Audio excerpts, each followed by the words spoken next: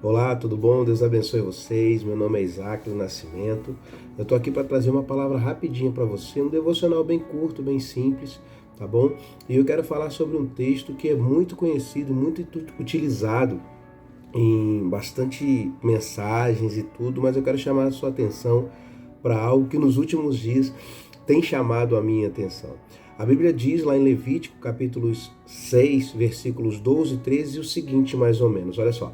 O fogo que está sobre o altar arderá nele, não se apagará, mas o sacerdote acenderá lenha nele cada manhã, e sobre ele porá em ordem o holocausto, sobre ele queimará a gordura das ofertas pacíficas. E aí no versículo 13 diz: o fogo arderá continuamente no altar, não se queimará.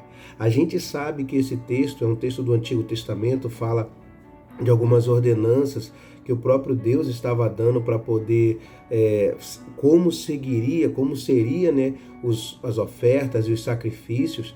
E muitas vezes nós usamos esse texto justamente para fazer uma correlação com o nosso coração, onde o nosso coração é o altar onde o sacrifício é oferecido, mas também que no nosso coração o fogo precisa arder continuamente. Não pode parar de queimar, não pode parar de arder.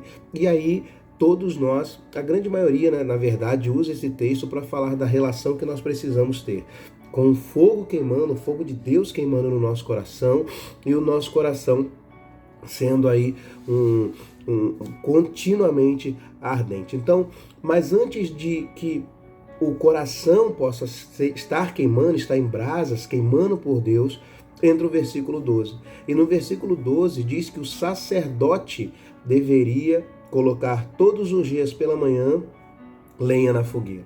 E é sobre isso que eu quero falar. A Bíblia diz lá em Mateus, quando Jesus está ensinando o Sermão do Monte, entre os capítulos 5, 6 e 7, que ele ensina uma oração modelo. Essa oração é comumente chamada por nós no Pai Nosso, mas tem uma parte ali que fala algo muito interessante, onde ele diz: o pão nosso de cada dia nos dai hoje.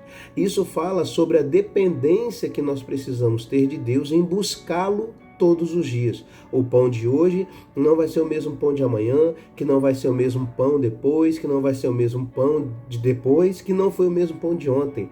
Então, isso fala de uma busca diária de Deus. E quando a Bíblia traz quando o Senhor Deus, ele ensina que nós devemos que o sacerdote, na verdade, deveria colocar a lenha todos os dias pela manhã para que o fogo não se queimasse. Isso é uma alusão de que nós precisamos buscar a Deus todos os dias em oração. Por quê? Porque através da oração diária, através de uma busca diária de Deus, o nosso coração continuará queimando.